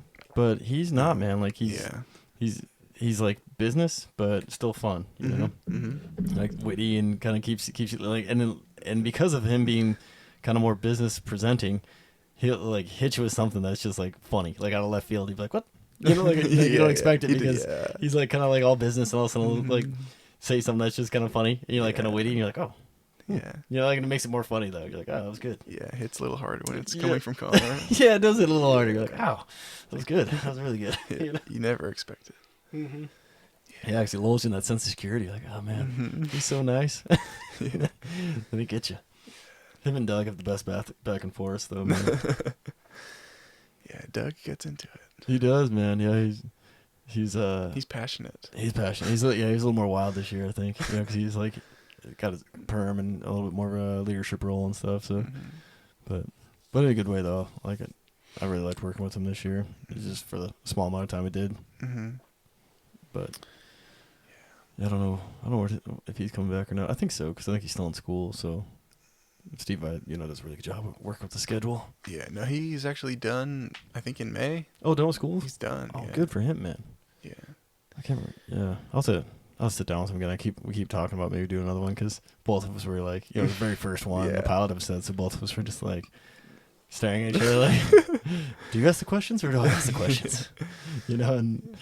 And I was so worried about taking too long a pause between stuff. I'm trying to work on that. Like, I mean, you listen to Joe Rogan podcast, right? Not lately, but I used to, quite a bit. Yeah, me too, man. Dude, he's hammering them out, man. It's like hard to keep up. Still? Yeah, like I'll just kind of catch one that like catches my eye on either a person or a topic, but he does such a good job of just like letting a conversation sit. Like he'll just like marinate on something for like an extra long second. And it's really not that uncomfortable because you know what he's doing if you listen to his podcast. But for me, if I have to marinate on something for a minute, I'm like, it's been too long of a pause. Yeah, it's worth it. I think it's probably worth it. To marinate for a second. Yeah. Yeah, because I think it's a good like mental break because you gather your thoughts for a hot second, you know. Mm-hmm. But yeah, man, I can't believe you've only been in fire for 3 years, huh? Yeah. I keep thinking you've been in like 4. Like 2.5. Yeah, yeah, huh? Yeah, because well, I mean, everyone counts their first season, but everyone's first season, I think, is about that. Yeah. Well, I came on in August, but Yeah, I mean, you still got like 3 months though. Most people come on in June and they leave by August. So oh, I see. June, July, August. You know? okay. Yeah. And some people even get a full August in because depending on what school they're going to and when it starts. Mm-hmm. I think I started in September, so I got a little more time. But then, I mean, in your first year, I mean, that first month, at least the first 2 weeks, is like guard school and other classes, and then 212, S212, doing all the saw training, and that's like a week in itself because you got all the classroom stuff, and you got your field day, and then most of that season, it feels like you're working on saw stuff, trying to get better and more confident. So you're not worried about killing yourself, and everyone else isn't worried about you killing yourself. Mm-hmm. Or killing them. Or killing them, yeah, exactly. Yeah. Yeah, man, you can get a little sporty out there. Mm-hmm. Been around a few overconfident sawyers in the beginning that yeah. cut some trees they probably shouldn't have messed with, you know? Yeah. I haven't seen that in a while. I think maybe we're getting better at training, so I don't know if that's really happening as much, hopefully. Yeah. Maybe in other areas, but I would hope so. Yeah. Yeah. We do. That's definitely a safety issue. So Cedar City for another year, and then smoke jumping, or what, man? I don't know. I think I don't know if smoke jumping's for me. I don't know if I'm for it. I don't necessarily want to put my body through all that training and Well, it can beat you up too. Physical stress just to try to get in. That's that's the hardest thing, right? Yeah. Because you don't know if you're gonna make it, but you're guaranteed to beat you up a little bit, you know. Yeah, and I'm actually, I think I'm a little afraid of being put in this situation because it sounds like it's a little bit, maybe a lot, like mind over matter, just like pushing through. A little bit. Maybe not. Maybe I'm wrong. But I think just with my history and looking back, I think a lot of my time just pushing through pain and mind over matter, no pain, no gain. I think it's just led to issues with my body and injuries. And it's like, out, it's like, it's not worth it. Yeah, it's not worth it. Yeah, it's all pretty rough on you, man. I mean, I remember a lot of the friends I had that were in shot crews for a long time when they came over the jump world, they're like, my knees are smoked, but it's from running the saw on a shot crew, because you're carrying so much weight all the time. And then smoke jumping doesn't help, probably, I imagine. Yeah. Like all the weight in the pack outs, and stuff, especially the rookie training, like you said. I mean, typically like 6 weeks beating you up, Yeah, because like once you even make it to the parachuting part of it, it's still like beating you up, because you're trying to figure that thing out, It's a steep learning curve, when it comes to manipulation of the parachute part of the training, Mm-hmm. I remember just hammered into my first jump, and like one where I was like the training wheels were off, and it was like kind of my freedom to make decisions. Man, I hammered in hard. Ugh. But I was a little worried I wasn't gonna make it after that one. I was running with the wind. Not a good move. But fun though, man. I mean, like the thing though is like it's such a challenge that like I keep kind of repeating it, but not too many folks get a chance to do. Especially with like smoke jumping, because you have to have so many years in fire before you can even get a chance to do it. Yeah. So that's what makes it kind of a little more unique that way. Mm-hmm. Yeah, and just kind of the novelty or the uniqueness of it, like smoke jumping, like what? Yeah. Jumping out of a plane to fight a fire. It feels old school, doesn't it? Like old Forest Service, like. Yeah. Even though it's not, I mean, really in the big picture of things, like 1910 compared to 1940 or 1939, what was the first like smoke jumper rookie class is like 1939, so 1940 out of Missoula here, but first fire jump was like in 40 out of 9 Mile, I think if my history is right. Really? Oh, yeah, wow. So depending on who you ask, 39 was like the first established base out of NCSB, so that was kind of like our, my stomping grounds there, so that's kind of our, claim to the smoke jumper world. But then technically you're not considered a smoke jumper until you have your first fire jump. So the very first fire jump was out of 9 Mile, which is out of Missoula pretty much, which is Missoula, so Missoula really has the first claim to being smoke jumper by those rules. Wow. Yeah, and I jumped out of Missoula longer than I jumped anywhere, so I definitely got a lot of, a love for Missoula too. So Mm-hmm. yeah, I don't know. Missoula's got a lot of cool history. They all do, man. Like all these Forest Service places, like old shot crews and districts and stuff, you know, and rappel crews, you know. Mm-hmm. Rappelling hasn't been around as long, but I mean, some of these bases are still super cool. You know, they're not older spots, you know. What about rappelling then? What about it? Yeah. I mean, it's there. I know there are options, but Yeah. I like where I'm at now, and until that changes. That's a good way to do it, man. One step at a time. I was kind of the same way. I think the idea of smoke jumping was in my brain in the beginning, but Mhm. it also felt so far away. You know, like, you're trying to get so much information, figure out how fire even works, and like what your role is as a new person in fire. And so I was just, how does the engine work? You know, like, what is this tool? And you know, Yeah. how does this work? You know, like, I just dig a ditch around this thing and it goes out. And Uh-huh. I need to see that before I actually like really believed it. I was like, oh wow, that works pretty good actually. Yeah. You know, and then just the whole operations, like how wildland firefighting happens. You know, like so new. You know, I have no other experience with it until I was actual in the Forest Service. So it wasn't really. I mean, the idea of smoke jumping, I think, was in my head a little bit, but then after I started in my first season in the Forest Service, I was like, well, it wasn't really a thought at that point. And then once all of a sudden I had enough time in grade, or the year before when I had my GS4, I was like, I had the quals. I was gonna have enough time in to be a 5. You got to be a 5 to be a smoke jumper. And I was like, man, I think I could do it. And I started I turned up the intensity and on like kind of my lifestyle and training and even getting after fire more. I was like, I got to do something to make myself stand out, you know, to the jump world. And so I was planning to go hot shot, and then just got lucky, man. I'm pretty sure, like almost 100% sure, I was the last person hired in the 2013 rookie class, the very last smoke jumper hired. So I'll take it. Mm-hmm.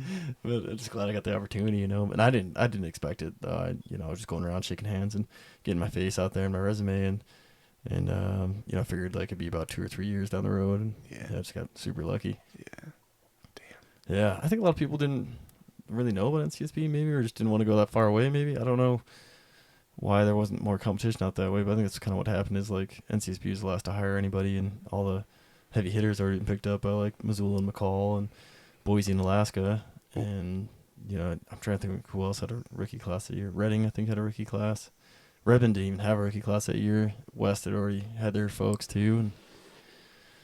And why would they not have a rookie class? Because there's no openings, or funding. Yeah, funding. Funding was super weird back then, man. It was not weird. It was just like dry. Like they were like NCSB wasn't gonna have a rookie class. They didn't have any funding, so that'd have been no rookie class for Region 6 at all. Dang. Yeah, and so then we ended up having our rookie class. And then news to me when I showed up in Redmond in the van, they're like, our rookies are here. I mean, a rookie, bro. Like, you're rookies, And it's like, oh, Region 6, you guys never rookie class, so we're your rookies. Oh, I get it now. Yeah, I didn't know how that math worked. So we showed up, and I was all pumped to see a new base, and they just handed me a broom. I was like, oh, yeah, I'm familiar with this tool. Great. I know how this works. Mm-hmm. But it was also kind of nice, though, because then you get a job right away, and then you don't, like, have the rookie nerves of, like, am I doing what I'm supposed to do? It's like, yeah, I know what my job is. I'll just go do my job, go sweep, sweep and clean. Where is NCSB out of? Winthrop, Washington. Winthrop, okay. Yeah, kind of north, west-ish. See, Washington's kind of weird to me, and I think I'm getting this right. Everything east of the Cascades is, like, East Washington, even though the Cascades are more, like, west. Pretty western, yeah. Yeah. Probably, so, yeah. Yeah, so it's actually like, I mean, it's like Western Washington, but it's kind of like it's on the east side of the Cascades. So beautiful, man, beautiful valley, just beautiful country too. Gnarly jump country. So I'm kind of lucky that I got to go there. Man, had some pretty sporty jumps.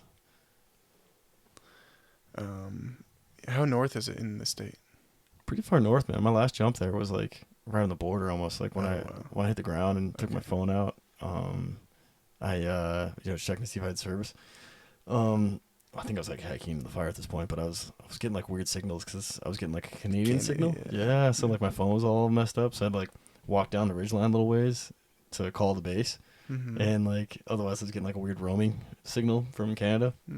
So we were like right there, And man, I talked to someone recently that jumped the border, and there's like this big clear cut that is the like border, which is weird. So like they hiked off this fire, and they didn't really know because it was back in the day when they didn't really have GPS or anything. I don't think so. Like they were hiking out of the woods, and all of a sudden they came in this huge clear cut, and that's when they figured out like, oh, we're in Canada. You know, isn't that wild? That's pretty nuts. Yeah, sounds kind of illegal or something. Yeah, but like back there, but there's like I think there's a shared fire space like so many miles over the border on either side, which is kind of closest resource. Okay, So of course. I think it might have been a repellers actually who was telling me this story. I know they all kind of blend together after a while, you know. Mm-hmm. It's unfortunate because they're all like pretty cool in their own way, but man, wish I had like a Rolodex in my brain of better like times and dates. You know, like I got him in my little smoky, but I could think like talking to Reen. I don't know if you saw him. He's been on my podcast, but he's been in the Bitterroot for a long time and a ton of experience, and he kept a journal every day, and so I thought I had a pretty good grasp on all my fire history and just Forest Service history. And man, sitting down with that guy, it's so amazing because he has it all, just like day by day, dates, times, events, and in his head. No, he has it all journaled. Okay. In like a little, almost like a write in the rain kind of notebook. And Gotcha. He's got a bunch of them and a bunch of photos. Like he took a ton of photos throughout his time too. And man, I mean, it's impressive. But when we sat down, I think he might have had a notepad for the second one, for the second interview or second podcast. But man, I never saw him glance at anything, man. He was just rolling it, dude. And like it happened yesterday. Oh, I see. Like he was just... Yeah, he was just cruising through his timeline in his head, and it was like really detailed. And I'm glad we got a chance to talk about this because I meant to talk about it with him, but I mean, by the end of the podcast, like I don't want to like hold him up any longer because they're like 4 and 5 hours long. So like I don't want to like bug him too much with questions. I'm like, all right, man, well, appreciate it, and hope to see you in the next one. Like, and because I didn't know if it'd be like a waste of his time, but he seems to really like it. He's a really nice guy. He's the man, but man, the way he just rolls through his timeline is incredible. Like I started in like 2008, and if I was trying to like make that like in chronological order until now, that'd be a problem. Like I could like take out my old Smokies and kind of suss it out a little bit better, but if I was just like telling you like my timeline, I couldn't even tell you about last year with my Crohn's. Exactly, I was struggling. I was like, I was in the hospital then, and then, So, it's nuts, dude.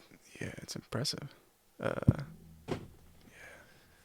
Yeah, so, when do you start, man? When do you go on to theater? April 16th. Not this Sunday, but next Sunday. Dude. So. When do Critical start? May? The 16th. That's day one? Day one. Bro. Yeah. What have you been doing? You been push-ups, pull-ups? Yeah, push-ups, pull-ups, the plank, but actually... Get your diet clean? What you doing? My diet's actually, like, pretty clean. Oh, good. But I'm hung up on... I aggravated a very, very ancient to me back issue. Oh. Yeah. Like, is that an old injury, eh? Yeah, I herniated a disc when I was 16, I think. And what happened? Probably a lot of... lifting, working out, probably overuse, and this just probably slipped out. I don't really know. It's hard to say. Oh, I can't track it back to like a specific, like a traumatic event necessarily. Yeah. But yeah, and then kind of ironically, this off season, I kind of try to dedicate it to taking care of my body. That's smart. Yeah, and I kind of started this segment, I'll call it, I'm calling Conversations with My Body. Oh yeah. And I'll just relax, and I was going to the pool a lot, and I'll just do what felt good. And it was just a lot of stretching, and it ended up being like a lot of like geriatric pool work, kind of like that you would see the older people do. Yeah, like pool aerobics and all that good stuff. Yeah, just things that felt good and felt right. Yeah. And I don't know what happened, but I think due to my injury, my body just probably naturally protects it because it tightens up whatever muscle group is down there. Yeah. And I think I did something to aggravate my back, and it's kind of been nagging me for the past couple months. So. Oh, geez. Yeah, I'm unfortunately still dealing with that. That's really, backs are tough, man. Yeah, 12 days away, but should be good. Like, even if all I need is time, and although it feels like it's the one thing I don't have any of, or it's the most limited resource at the time. Do any ice baths? Cold showers, not ice baths. Yeah, but a cold shower here or down where my brother is in Driggs feels like a nice bath. Yeah, imagine Driggs especially, dude. Yeah. It's kind of higher elevation there, right next to the park. Yeah. Oh God, get out of here. What? But Yeah. yeah. What is the elevation in Driggs? It's higher, isn't it? 6, 7, 8. I don't know. I don't know either. I don't know. I think West Yellowstone's about the same. Yeah. It's a little higher up. Yeah. Damn pheasant! I just heard him. Did you hear him? I thought it was like a horse or something. I know. At first, I was like thinking it might have been, but I think it was that pheasant. He's been kind of marching around here. Man, yeah, that's tough, dude. But like you said, like the right rehab and then managing it during, really helps, and especially the clean diet thing, I think helps a ton. Yeah. The moment I eat a cheeseburger, have a milkshake, I really know. My body tells me. Yeah, man. Oh, I'm glad you said that part too, because I meant to, comment on the conversation with your body. I think that's huge, especially like a little systems check-in. Yeah. I've heard of folks, and I do it once in a while in the morning. Like wake up and kind of like wiggle your toes and move your ankles and your knees, and then up to your hips and kind of work your back out a little bit, and so like wake everything up and then get out of bed. I think that's always a good move. And, time, of course, depending on how much time you have in the morning, if you can make some time, that really helps. I know for me, man, like yoga has been, like especially hot yoga. 90-minute hot yoga. You ever done it? I've never done hot yoga. I love yoga, but I've never done hot yoga. Hot yoga is where it's at. I've never really done. I guess I've done regular yoga a little bit, but not regularly. Like I did hot yoga. First yoga I ever did was hot yoga. Did not know what to expect. And I went in like, luckily one of my friends who had jumped I think the year before me, he had rookied, and he's the one who recommended. He's like, dude, do this. It's gonna help you out, especially like absorbing an impact. Like you want to be a little more limber and flexible. So he's like, this is gonna help, and it'll help you running, because I was struggling to get my running time down because my gait was getting tighter as I was running more because my muscles were getting tighter and I wasn't stretching because I'm an idiot. So, just meatheading my way through. And so I went to hot yoga, and I think, man, after like 1 or 2 sessions, like my mile time just dropped, dude, like way faster. Really? Yeah, and I wasn't putting any more effort in. Like it felt way easier, to cruise a mile. Because my gait went from like nothing to like way open, and it was so nice, and like felt like little effort, Because before I was more like robotic, there's no like flow. I was just like hammering, steps and kind of like really throwing my hips forward. Yeah. To get, extend my legs a little bit and trying to get my time down. Then once I hit that, man, it really helped a ton. And then, so after my first year smoke jumping, I went and hit that a bunch that winter, me and my wife, and I had wrecked my foot. And this is another dumb move. It wasn't really on purpose, but we went for a really long hike in Arizona near Prescott. And over that cool kind of like sandstony country. We weren't planning on it, and it just kind of like ate some dinner. We're gonna go like walk off our dinner and with the dog, and we ended up putting in like 10 miles, and I'm in flip flops, and it jacked my foot up, dude. No.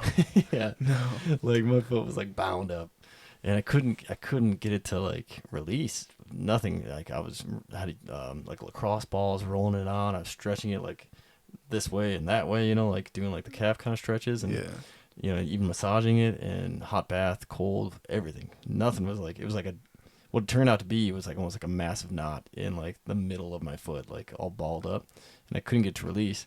And then after one yoga session of, I think it was like the standing single leg stuff, it made my foot like extend out to like keep my balance, I think is part of it, and the heat, and was able to make it relax. And after that, dude, my foot was fine. Just one session. I was like, wow, wish I would have thought of that earlier. Yeah. Any idea how long it was between when your foot kind of seized up and when the hot yoga? I would say it's a couple months, man. And it was a pain because like I was starting to try to get in shape for refresher. So every year we go through refresher, and then we got to hit our minimums. Mile and a half push-ups, pull-ups, sit-ups, and then pack test like everybody else. And push-ups, pull-ups, and sit-ups never been much of an issue for me. Being the meathead I am, but the run is always a little bit more of a slog for me. And I'm always worried about it, and especially my foot being jacked up, like it just makes it that much more painful. Like I knew I could do it, but it just hurt way more. And man, after that first session when it released, and I only had a couple more weeks until refresher, I was like, man, I'm good. This is golden. Because I was already like mentally preparing for just working through it, and then not be able to like put any pressure on that foot for the rest of the day or the rest of the week, maybe, you know. But as soon as you get the refresher, you're good. I just have to rehab it after that, you know. Yeah. Like you pass fail kind of deal. Yeah, I'll have to try that. Yeah, hot yoga and the ice bath, man, really helps a ton. Like I was in college for college track, like we pounding a ton of miles, man, especially in sprint workouts, because really slapping the ground hard, you know, and long jump, you know, as a jumper, primarily I was there for long jump, so man, my feet would be taking a beating. And you ever ran track like sprinter shoes? Sort of like little slippers, you know, with spikes on them. Yep. They're kind of cool. Feel really light, kind of so light. Yeah. Yeah, and comfortable too, because they're like shit mold to your foot. Yeah, and you run on your forefoot. Yep. Yeah. But there's no padding. Nope. You know, so you're just hammering the ground, and the track is a little more forgiving, but still, I mean, you just hammer the ground for, you know, however long, 45-minute session, whatever you're doing for a sprint workout. So afterwards, I go sit in the ice bath, and man, I could really feel it in my feet. Like that was the first thing I just started just killing, you know. And I'd be in there just like biting on a towel, just like you know, like getting through it. But it's usually only the first like 5 minutes, and then after that, everything goes numb. Yeah, and then at my first season, I was living in the dorms, you know, so I'd like stiff leg it back to the dorms, and then go take a really hot shower and go to sleep. Slept so good after that too, man. I was going to the river here. I don't know if David ever told you, but like I was going to the river a little bit last year, I think it was, to go sit in it in the Bitterroot. Yeah. And I think I'm gonna start doing that again for my back. I was hoping to get in there with you last year. After the season. Yeah. I would drag out Dave whenever I could. Did you go hop in there? That's awesome. Yeah. I know, like the first time me and Dave walked out, he like kind of walked up to like, I don't know, like his ankles or knees or something. And he held back out, and he's like, "What are you doing?" And I go out there and I sit down. Yeah. Gotta jump in. Yeah, but I was glad he was there, because I'm like, need a spotter just in case I'll get locked up and I can't get out. Yeah, it's a little hard getting out of that with all the slippery rocks and stuff, you know. Yeah, but you spent some time in there. Yeah, I was shooting for like 20 minutes. That's what I did. That's absurd. Yeah. Wow. I've been telling you, get past that first like 5 minutes, man. Then it's all good. Then you get like this cool euphoric feeling when you come out. The problem though is like your legs are like gone, you know, because they're numb. So trying to get back out, just slipping around. So basically like bear crawled my way out, you know, on hands and feet, and then once I got out, then you just get this like awesome feeling. And it takes forever for me to warm back up. Yeah. Just refreshed. Refreshed. Born anew. Yeah, I think so, man. I think it's just such a powerful anti-inflammatory that like you really feel like, at least for me, like all levels, like even brain fog, you know, like it feels like it helps relieve like some brain fog and any other like maybe tension that I have. And they say you carry a lot of like tension in your neck and back, you know, so I feel like it helps get rid of that too. Because I usually try to go into like just below like chest line is usually as deep as I try to go. Like during rookie training, me and my rookie bro would go in after every day, and we'd have like a giant coconut water. We'd just be like in our sweatshirts, and we'd have them rolled up, like, just sitting there. And the locals were like, "What in the world are these guys doing?" That was like some fresh runoff, I think, what we were sitting in, so it was pretty cold. Oh man. Got any more adventures before you head back, man? Nothing crazy, no. No, just taking it easy until the 16th.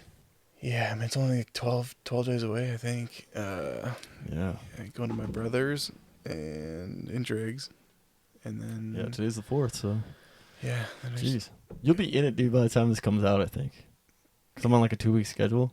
So next week, this coming weekend, I think I'll do part 2 of Reen, and then this will come out. So it'll be like we're like 3 weeks out. So you'll be almost done with criticals by the time it comes out. Yeah, perfect timing. Yeah, it'll work out good, dude. So you're not in fire anymore? Is that correct? Or maybe not. Still in fire at the moment, but I'm on my way out. So on your way out. Yeah. Okay. You know, it's like one of those deals until like you're actually in the position. Don't really know if you're gonna be in it, but at this point, I'm still, you know, technically assistant foreman down there in Sula, but which is super cool.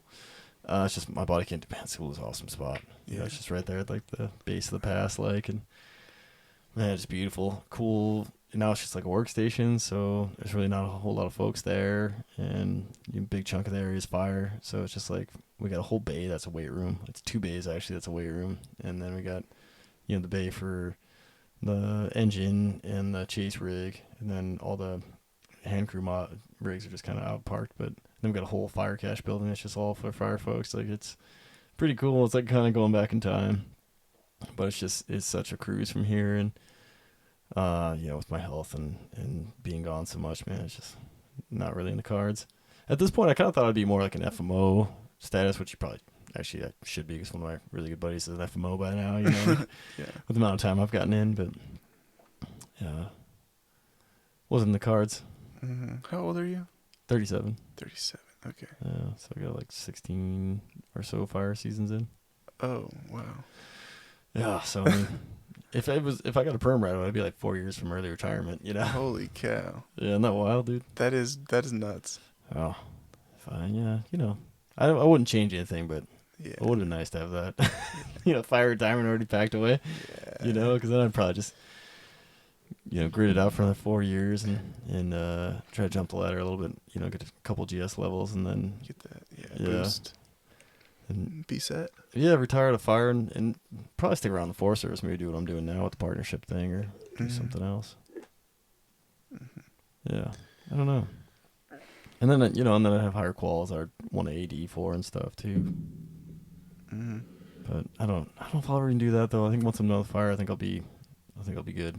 I think, like for me, I've just done so much of it, and I've got so much summer that I missed out on that I'm looking forward to getting that I don't think I'll be drawn back in unless financially something happens and I'm like, I need that AD money, then I'll go back. But the new the new series is coming out, and just from all the little notes and stuff I've been seeing, like Grassroots Fire and a few other like online folks that are doing, like, I'm trying to remember, like one of the other podcasts I think has been kind of giving updates on it, but I mean, it sounds like it might be pretty good. I remember about like Portal to Portal, which should be kind of nice. Yeah. Because one of the things that like bugged me, I mean, not enough to like really make a stink out of it, but like it's just tough when you're on a fire and you're sleeping at a camp, you're away from home, but you're still not getting paid. Like that's the part that kind of was tough. Because like the conditions aren't great. It's not like you can put up in a hotel room very often. You're sleeping in a field with on the ground, camp crud usually going around and stuff. Yeah. Like the conditions are not great. I know I understand they're not horrible, but like it's just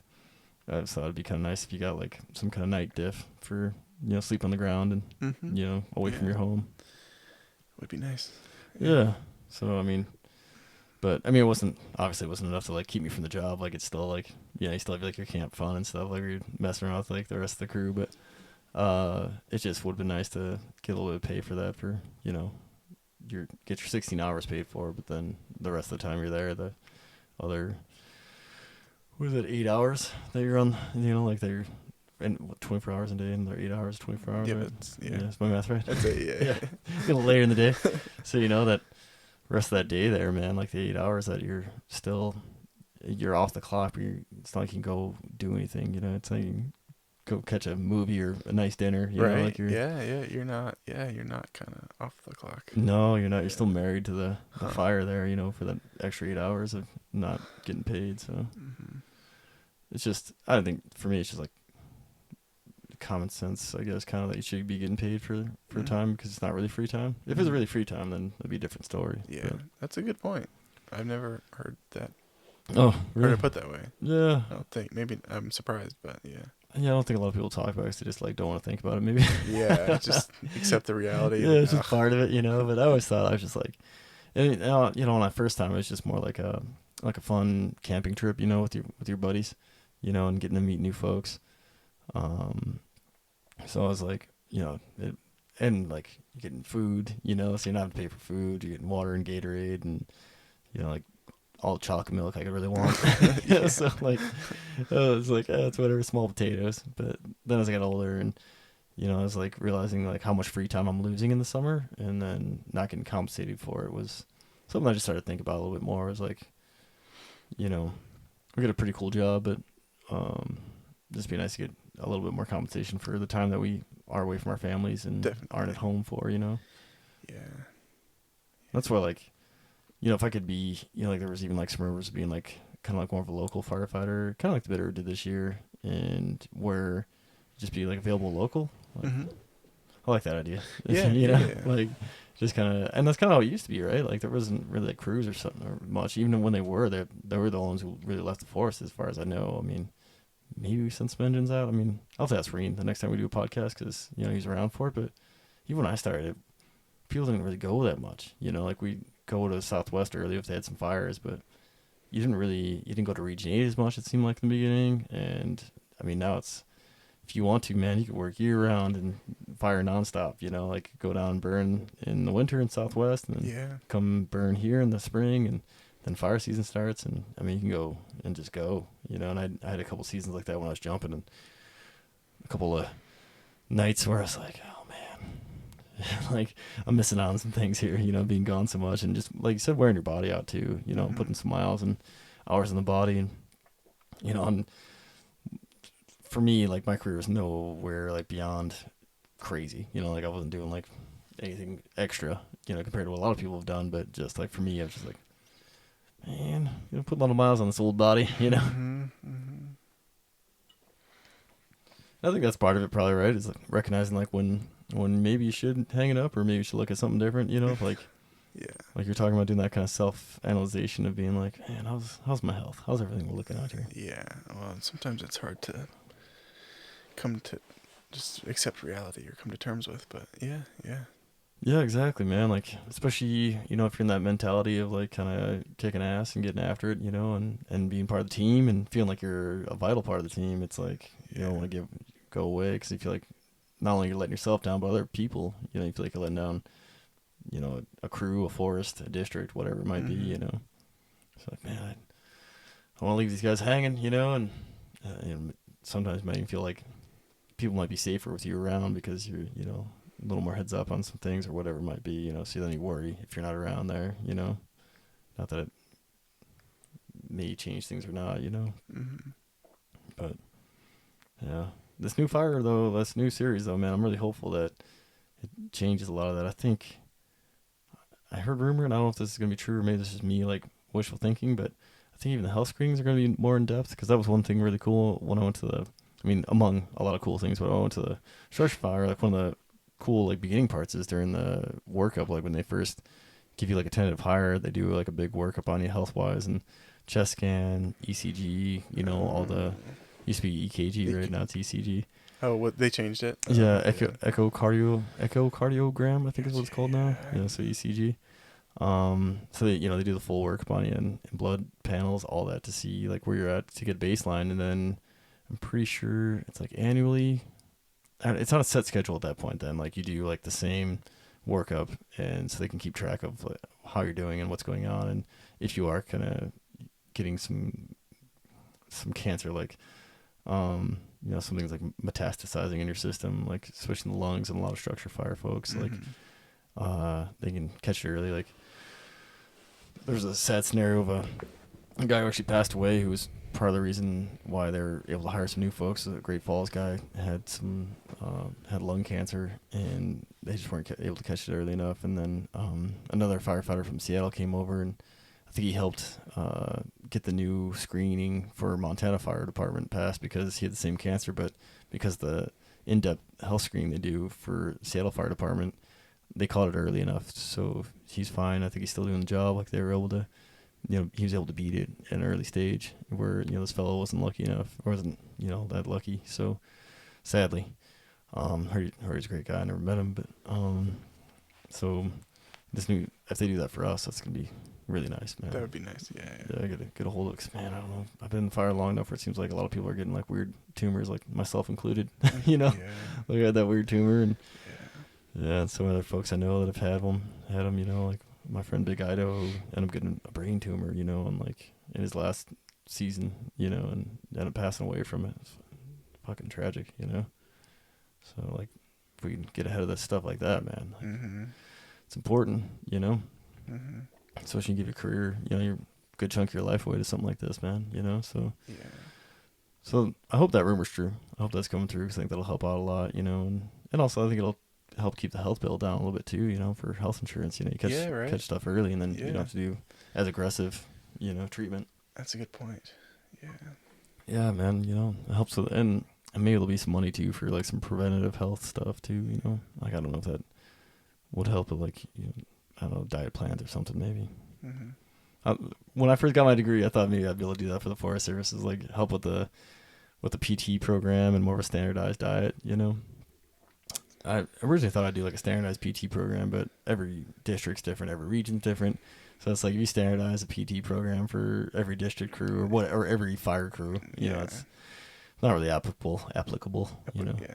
Like you're in like even in Montana, like you're out in Miles City, you're in different terrain than you are here. Yeah, you'd have to cater it to like almost most regions or crews. Yeah. Yeah, so I think it's important to have individual freedom, per district even, of what you're going to do. Because it even depends on what your access is, like maybe you got a ton of roads so you don't ever have to really hike. So you can do other kind of fitness things, like in that case, you can probably do more like weight training stuff because you're probably going to be, pulling a lot of hose, if you got a lot of roads. Mm-hmm. So a little bit more weight orientated versus like you're saying with the shot crew doing a bunch of hiking and running, that's probably more standard and more functional workouts for most of the stuff we do is, just hiking and running. But, if you're on a engine though, and you're doing more hose pulling and hose pack, carrying, like I'd rather do a bunch of squats and, kettlebell workouts and stuff, stuff that are getting my core built up in my legs, Mm-hmm.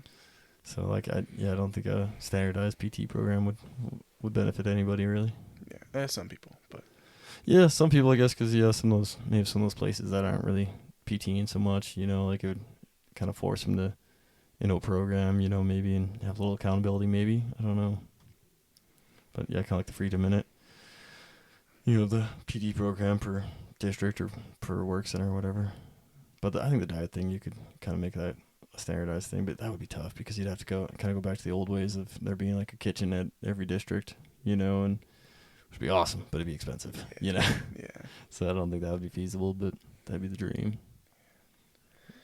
Yeah, crew meals would be cool. Yeah, that's what, like, especially like like at NCSB they had an awesome garden, so if you like have like an awesome garden like that and do like, fresh veggies and fresh like local meat, like that would be pretty sweet, especially in the spots that we work. There's, ranchers all around and stuff. You get fresh eggs and fresh beef and chickens and stuff, and then fresh veggies. A lot of times at NCSB you get like these awesome salads from just the jumpers, making this awesome garden. Mm-hmm. So you could do it. It's just, it'd be nice to have a little bit of funding to back it, Mm-hmm. So yeah, man. Well, shoot, I can let you go. We did almost 2 hours here, brother. Oh wow. Yeah. That was a cruise. I feel like we didn't quite cover everything, but it was, kind of wrestling that chord in the beginning, and yeah, it's okay. that threw me off my. Next time, it'll give a reason for me to come back. Yeah, absolutely, man. We'll do a follow up and see how the season goes. How's your back right now? It's pretty good. It feels fine right now. Oh yeah.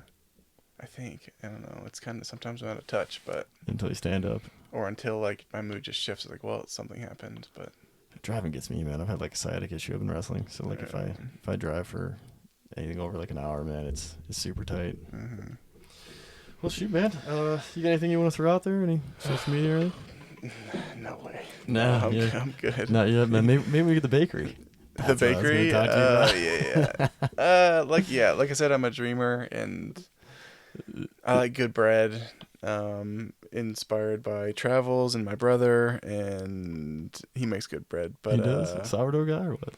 Yeah, big sourdough guy. Nice. He's got his own little live culture and keeps it running. Has for a while, but I don't want to get too much into that because I don't want someone to steal that idea. But I have a dream of opening a bakery. Don't talk about it. Yeah. We'll leave it at that. We'll not say where. But, yeah.